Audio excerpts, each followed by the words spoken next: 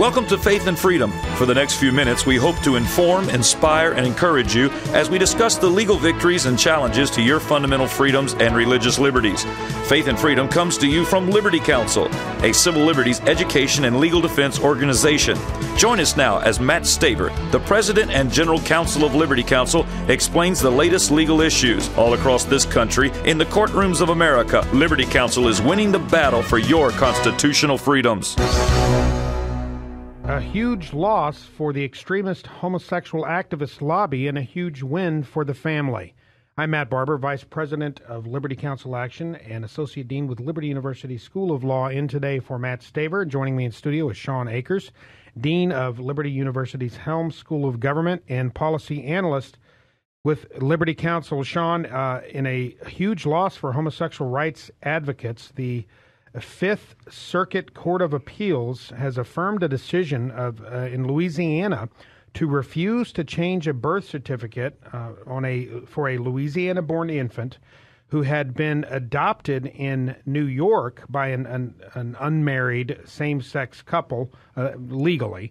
The court's ruling adopts the same argument, Shawn, that we have been making at Liberty Counsel relative to the Lisa Miller case. As you're aware, this is the woman who has been fighting to maintain custody of her daughter, her biological daughter, an unrelated lesbian woman who she entered into a civil union with in Vermont years ago, has been trying to gain full custody of her daughter. It's a tragic situation, and so far the courts have been remiss in their handling of this and securing Lisa Miller's parental rights. This is an argument that we have been making all along. The Fifth Circuit found that the full faith and credit clause of the United States Constitution does not require one state to enforce another state's laws pertaining to same-sex marriage, adoption, and so forth, when those laws fly in the face of that state's laws. In this case, New York allows homosexual couples to adopt. Louisiana does not. In Louisiana, there's a requirement that individuals be A, married, and B, be a natural, legitimate marriage between a man and a woman, not a counterfeit homosexual marriage.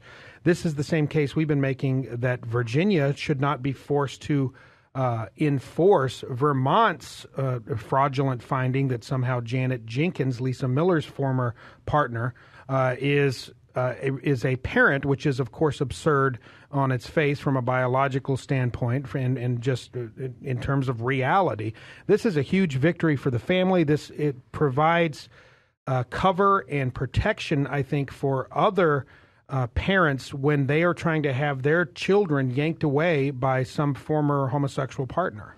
That's exactly right, Matt. The full faith and credit clause is one of those things that has been concerning in this area for a long time because, Matt, it was used to coalesce the United States by saying that those things that we really agree on that change from state to state, like driver's license and marriages that are based on the same thing in one state that they are in another, have always been given what we call full faith and credit when you cross state lines. So if you're a legal driver in one state, then that's given full faith and credit in the other state, so you can drive there too. But the thing is that there's no great disagreement over who can drive and who can't. Where this has gone awry is in the very creative area of these new approaches to family units and redefining literally what it means to be a family, redefining marriages, hugely contested among all of the substantial portions of populations around the nation. And what's been happening, obviously, as you know, is that certain groups have tried to find one small minority court someplace, and I mean a court that doesn't hold anywhere close to the views of the great proportion of the United States or other courts, to make a very radical decision and then to use the full faith and credit clause to have that decision pushed down the throats of every other court and every other jurisdiction and every other state around the nation. Well, what this particular ruling by the Louisiana Fifth Circuit, by the Fifth Circuit sitting in Louisiana, says is that we're not going to do that. we're not going to recognize it. If you what New York does is one thing, but on this is a contested issue, and we're not going to allow you to dictate to Louisiana what Louisiana law should be based on New York law, especially not under the guise of the full faith and credit clause. Well, that's right, and that's the definition, what you just described, of judicial activism, and this is how the homosexual activist lobby and the larger left get a lot of their radical policies rammed through that are counter to the public policy, counter to the pulse of the nation. For instance, 31 states have had the opportunity to vote on constitutional amendments, state constitutional amendments, to establish protections for the natural and age-old definition of marriage as between a man and a woman against these radicals who are trying to redefine the institution of marriage into oblivion, essentially, because if everything and anything is marriage, then nothing is marriage at all. 31 states have voted overwhelmingly to pass constitutional amendments protecting that state's definition of the institution of marriage, which is in alignment with the actual definition of marriage. So this is great. And the court, in ruling on this, said, quote, "The full faith and credit clause does not oblige Louisiana to confer particular benefits on unmarried parents contrary to its law." My hope is that the Virginia Supreme Court and that as we continue on with our case with Lisa Miller, that eventually they will look to this federal ruling and say, guess what? In Virginia, the state of Virginia has one of the strongest marriage amendments. It even says we won't even recognize rulings that stem from an unnatural so-called same-sex marriage or civil union, like in the state of Vermont. Unfortunately, in the state of Virginia, the judges have not done that yet. I think this gives cover to other federal judges as we continue fighting on behalf of Lisa and Isabella Miller to protect them from this homosexual activist woman who wants this trophy child to hold up as an advancement of the gay agenda. Hopefully the courts will look to this ruling that says, no, one state doesn't have to recognize or enforce some other state's silly redefinition of so-called marriage. Yeah, that's exactly right, Matt. It's kind of funny. The majority does not necessarily rule. Just because the majority of people want something doesn't make it right. But here's where that falls in the spectrum. We basically got three things, Matt, that go on with any kind of law that we're talking about. One is whether it may be done.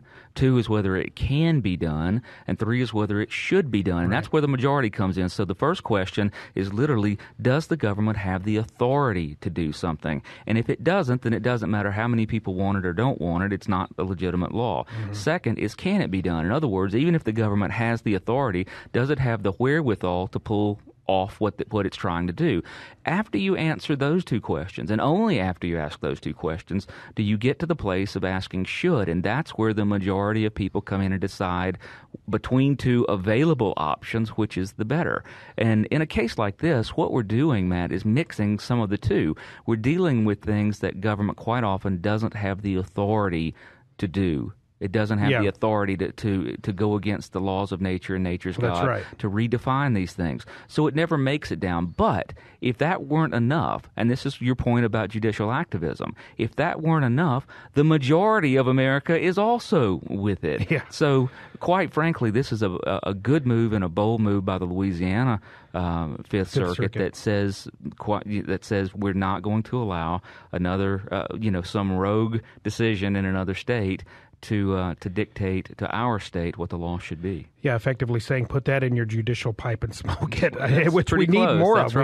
We need these judges in states that have protected marriage to stand up in defense of their constitutional Yeah, we don't limits. need activist judges. We need active judges. Exactly. Very well put. Well, the plaintiffs also argued that denying unmarried couples, as this clearly this gay duo from New York was, the opportunity to adopt while permitting married couples to adopt, that violated the equal protection guarantee of the U.S. Constitution. And the Fifth Circuit here, the court readily dismissed this claim and said, quote, that they could rationally conclude that having parenthood focused on married couple or single individual, on a married couple or single individual, not on the freely severable relationship of unmarried partners, furthers the interest of the adopted child. So again, this really is a slap in the face of the rhetoric of homosexual activists, and really this is an anti-marriage movement. The homosexuals are not looking for the activists are not looking for the white picket fence. They don't really want marriage in the traditional monogamous sense of a lifelong relationship. The reality is that most of these activists are looking to attack the institution of marriage because it is something that was given to us by God, something designed by God. Ultimately, this is an act of rebellion against God. Well, folks, to learn more about Liberty Counsel and what we're doing to defend marriage, go to lc.org or give us a call at 1-800-671-1776. Stand with Liberty Counsel as we stand for marriage.